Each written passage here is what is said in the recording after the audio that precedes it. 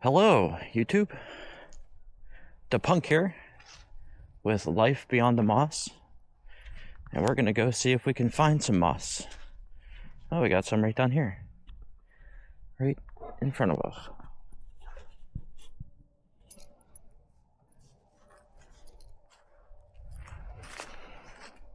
I want to try to find the best angle for viewing while I'm walking here. I have you on the neck. The neck mount.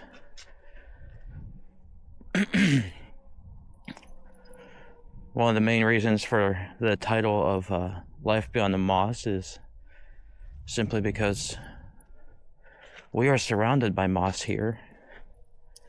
This is our leach bed. And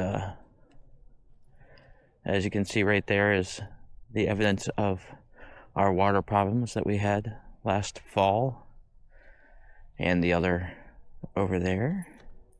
Lots of fun stuff happened last year. So we are out for a walk with the pups. We're gonna go explore the trails a little bit. I'm glad that you decided to join us today as we explore. Yes, there's lots of stuff that needs picked up still. Some beehive parts still exist, as well as some collections of wood that never got used, so that'll be firewood come spring. We're walking down the water right of way a little bit today, and we are walking with this walking stick. My mom found it at a craft show for my dad a couple years ago, but he never made it back out into the woods and used it. So we're going to use it today because some of the ground is a little bit slippy, slidey from all of the snow and all of the water. Oh, let's go look over here. Check this out. Oh, that's just a mess. Still very much frozen.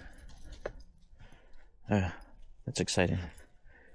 What's in the stock tank? I made some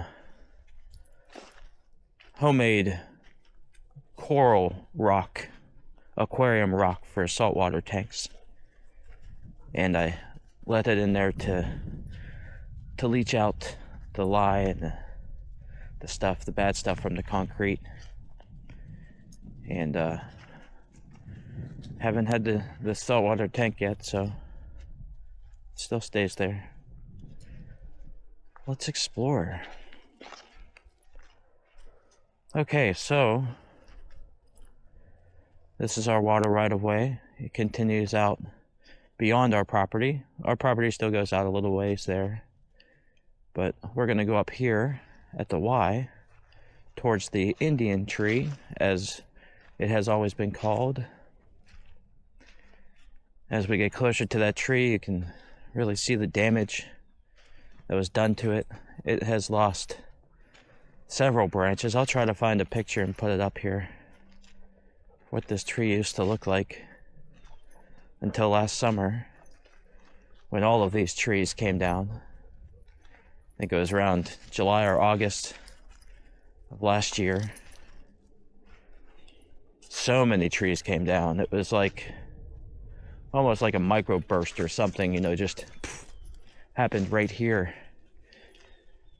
and just annihilated so many of the trees. But you can see there's trees over there.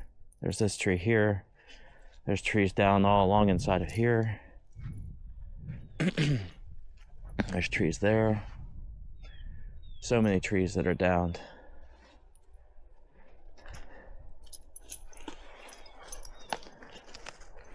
But the Indian tree there, you can see it. It has one of its main uprights currently down at an angle, and just has one of the bent arms up.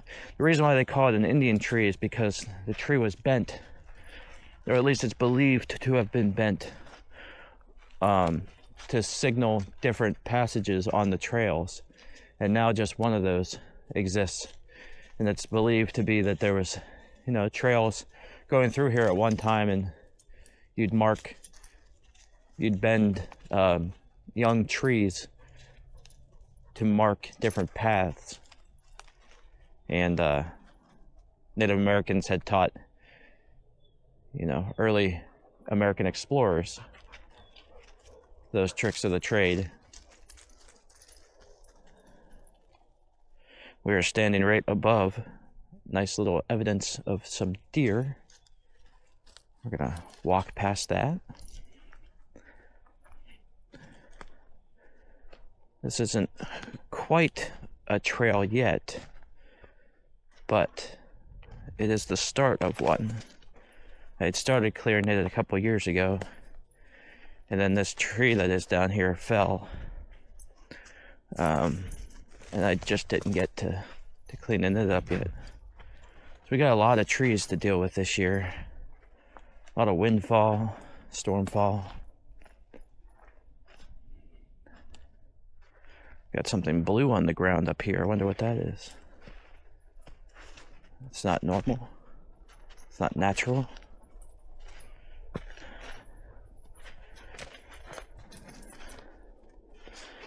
What indeed is that? We'll have to put that out to the side there. Make sure we remember to pick that up. Come out here a little bit later on. But yes, this trail goes out and will be another connection point to the main trail. Need to clean up these trees here. You can really see that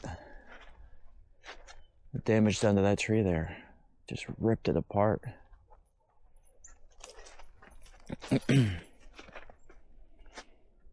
Check that out. Let's talk about the storms of life.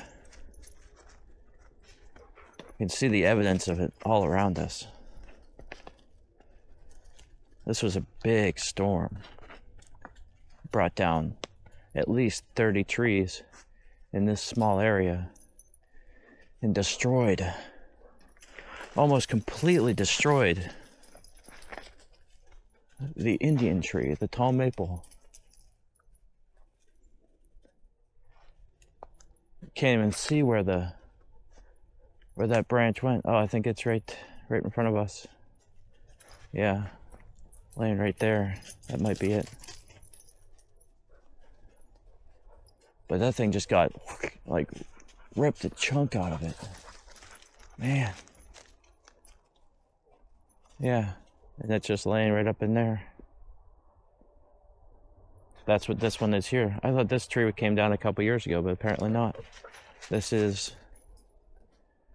that section right there that is ripped out is what's laying across here and comes down across the trail. That tree is tall, it is big, it is old. Imagine the history that tree has seen. If that tree is 200 years old, can you imagine the history? If trees could talk. Sure, it might not have actually seen a lot of the history, right? Because it's hidden off here in the woods, in the hills of western Pennsylvania. But it's bent. It was used to mark trails. So imagine who would have been walking on those trails that tree guided people for so many years. This trail continues up and it connects just on the other side. This isn't much of a distance here. It's maybe 30 feet, and we'll get to the other side of it by walking around. But imagine the history.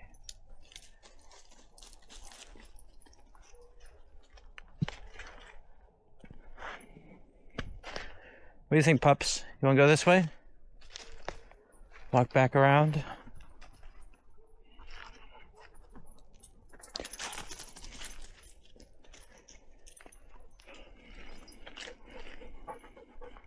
What do you think, Pen?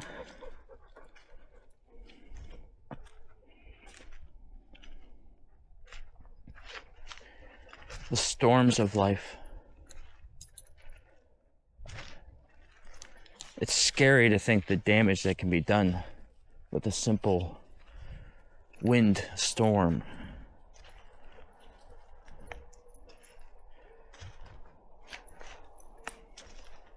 Trees that have no real defense other than each other from the wind, right? But isn't that true of us as well in the storms of life? That we might feel like we're all alone, that we have no support, no one protecting us from the harsh winds of life. But just like a forest, it's the other trees in the hills that protect the nature from the storms, from when Mother Nature roars wild.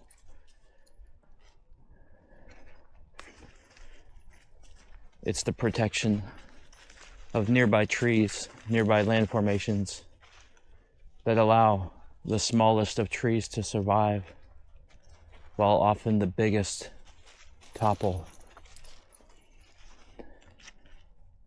It's not to say that the big will always fall, but there's definitely truth in the saying of the bigger you are, the harder you fall. We see the evidence of that every time we walk out into a forest and you see trees that are just toppled and uprooted. Never underestimate the power of a storm.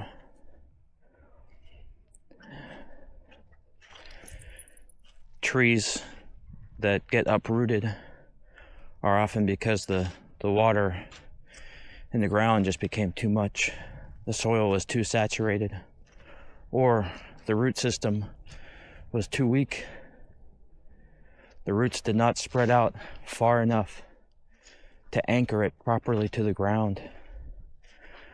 Or the tree was sick. It was suffering a blight of some sort. There are many things that can contribute to what was once a strong tree to come crashing down to the ground by a simple gust of wind. Never underestimate the potential of a storm.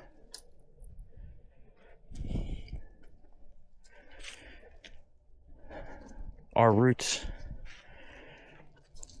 how far we spread them out, can be attributed to our skills and our abilities that we learn to help us handle the stress of life, right?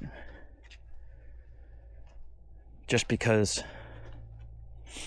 we've gone through things in the past doesn't mean that we can't learn from those things and they can't make us stronger. We can diversify our root system out.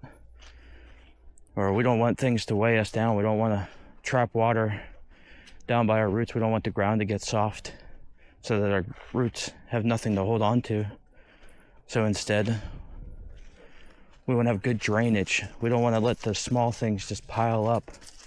We don't want to let the stress build to where it has nowhere to go. Those small stresses just pile up.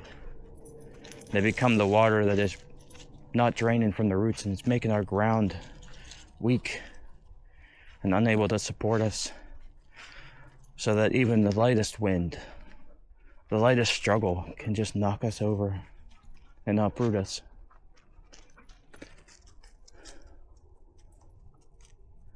There's direct correlation between us and nature, storms and struggles. Let us learn from the wildlife and the nature that surrounds us. That tree and all the history that it could tell us. It's not done yet. It can survive. It might need a little bit of help.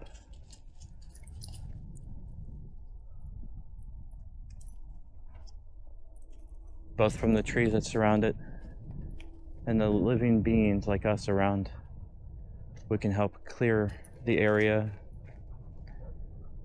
to improve its chances of survival. But if it were to die, just like other things in life, its death will bring new life.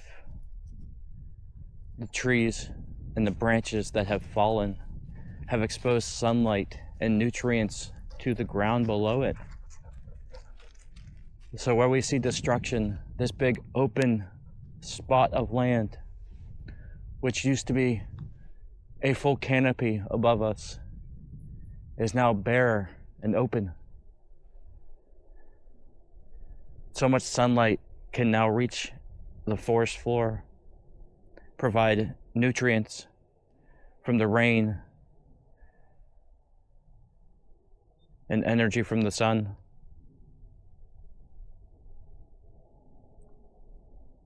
Where we see death and destruction, we also see the birthplace of new life, new growth. A couple years from now, you'll never even know that this had happened except for the scars that exist on the trees that survived and the memory of those who lived it.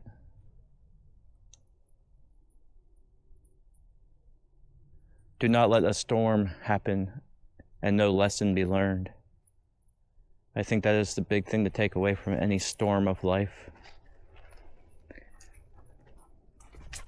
We don't want to dwell on it to the point where it eats us away until we are nothing. We don't want to focus purely on the bad, but we don't want to focus purely on the good, that we don't learn from the bad. Does that make sense? Not all the storms in our life are our fault, but we can learn something from each one that we survive.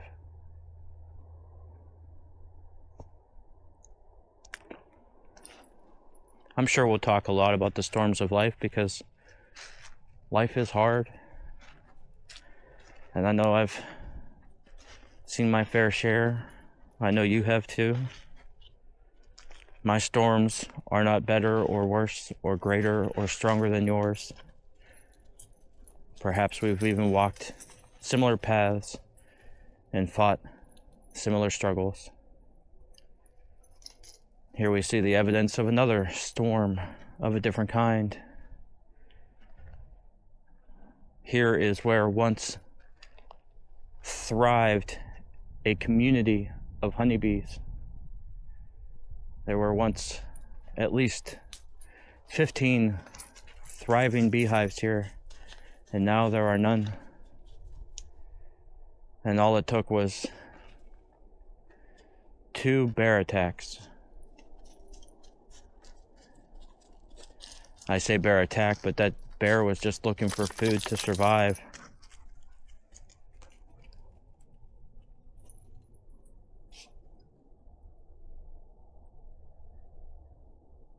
Yes, I do want to get back into beekeeping, but I don't think right now. I will revisit it at some point in my life further down the line. If you are a beekeeper, I commend you for the effort, the struggle that it is to maintain them. I enjoyed it with my dad, and it just became too much there towards the end of his life. We constantly were fighting local bears, and that's a lot if you're constantly rebuilding hives year after year due to bear attack. It can be quite expensive and tedious. So I decided to take a break.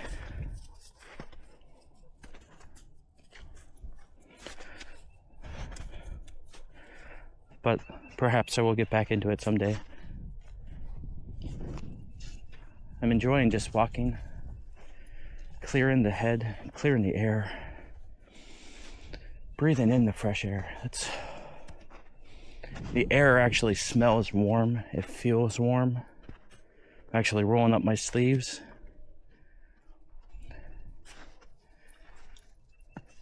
Snow is melting. What a beautiful day to be out here. What a beautiful day to be alive. So easy to take it for granted. The beauty that surrounds us. The joy that is our family, our life. It sounds like a weird sentence to say, but no, my family is joy. They are my joy. They bring me joy, but they are my joy. Right? Just happy to be. If you have dogs or cats and you know their happy faces, you know what makes them happy, they will teach you the importance, and if you listen, they'll also teach you how to just be in the moment, be present, live life, just be. That's something that my wife and I have learned, and it is one of our favorite sayings, to just be.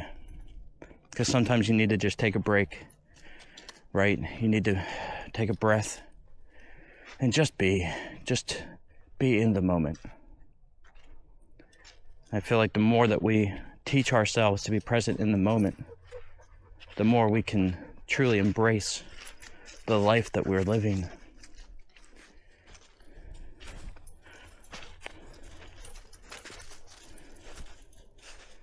Just get excited to explore just a little bit further.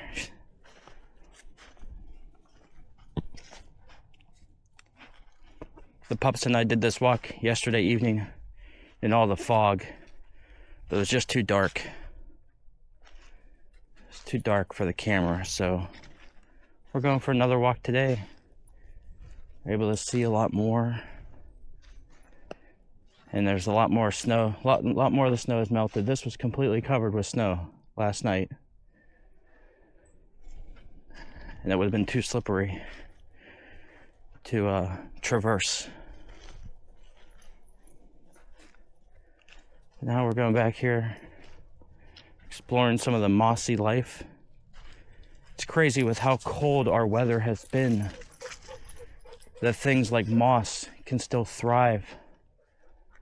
Still evidence of life everywhere, even in negative temperatures.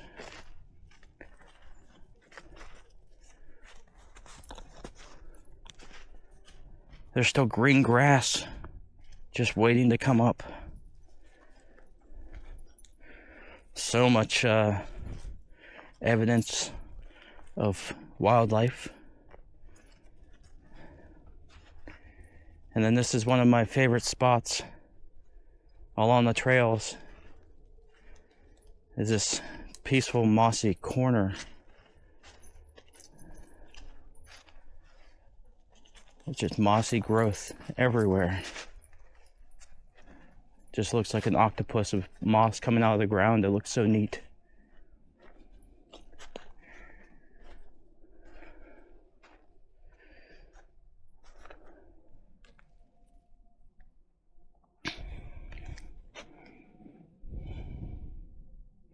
Let's just take a few pictures with some moss today.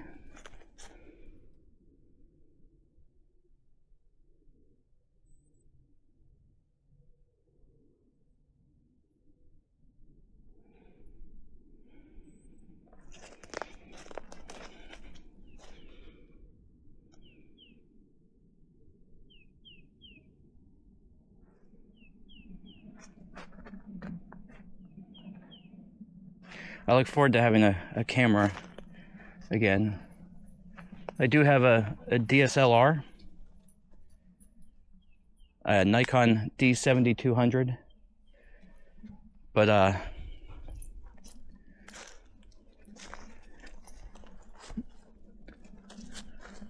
you know, I like the more easily shared functionality of newer cameras. And if I'm being realistic with myself, I need that.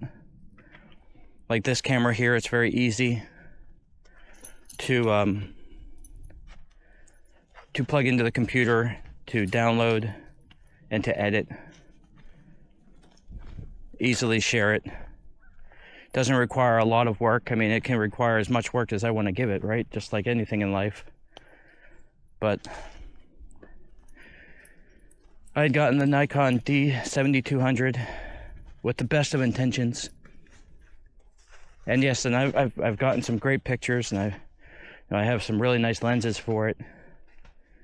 But if I'm being realistic with myself, I don't have the know-how, or at least I didn't.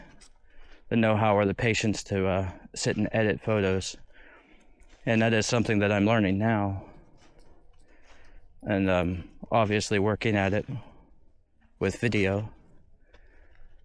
But I must say, I do know myself, and I do know that I want, like the Nikon Z series, the mirrorless, the lighter cameras. Although I say that, take that with a grain of salt, because I also really like the Nikon Z6 III, Z6 III.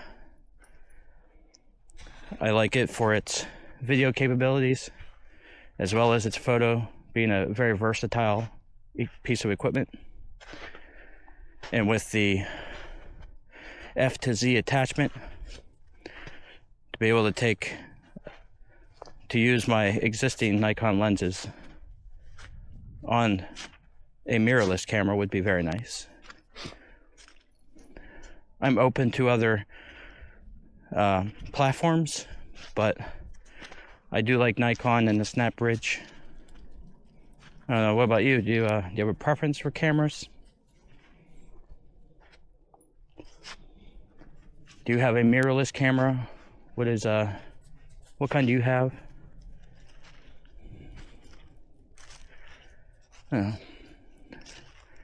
I really like getting out in the woods and just thinking and just brainstorming different things, and I like thinking about the cameras, because I want this channel to grow, and I want the capabilities of video to grow, and also sharing of content, and I want the brand of Life Beyond the Moss to grow as well. And a lot of that, stems from creating quality content. And it's not just video, it is photo as well. Sharing the journeys, different trips, all the traveling that we will do. And a lot of that is photos. And yes, I love taking pictures with my phone. I miss the depth and the control that you're able to get with a camera with different lenses, different depth of field. I do believe that there will always be a place for cameras, even as phones get more and more advanced, because a phone is a nice jack of all trades, but it doesn't give you that absolute control of using a nice 50 millimeter lens, 23, or getting the versatility of a 70 to 200. I think I have a 17 to 50 that I really like for landscapes. Really give you that wide view, but also a chance to focus in a little bit, to trim the edges.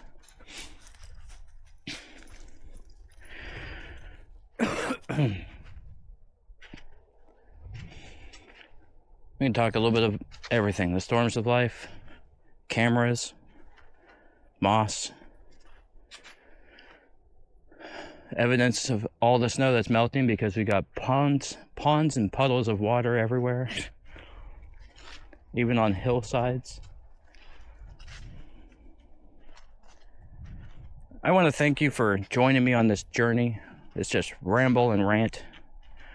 It's just going to go up just the way it is. Just a walk through the woods. Give you a little glimpse into my mind, what I'm thinking about in this current moment. Living unfiltered thoughts. Even if I wasn't recording, I'd still just walk the woods and talk to myself like this. Because I think it's important to get our thoughts just out of our head. To voice things. For one, we get to hear ourselves talk, hear our thoughts out loud. Sometimes it can help to clarify things. It can also help us to see that maybe an idea isn't as good as we thought it was. Or maybe it's a better idea than we thought it was. We're gonna walk down here. These chestnuts are everywhere, and they are spiky. And they are dangerous for our pups. They are just, hate them. Those trees are definitely on their way out. Let's go. What do you think we should plant there instead of the chestnuts? Is there a peach tree or an orange tree that will thrive in Western Pennsylvania? I mean, will anything really thrive in Western Pennsylvania with our climate? I want to seriously research that and see what kind of trees we can plant there that give back to wildlife more than the chestnuts do, because the deer definitely don't eat them as much as I would like. And those husks, they just stick around until like the second or third cut of the spring. And they're just dangerous, not only to our pups, but to us and anything walking around, that can really hurt.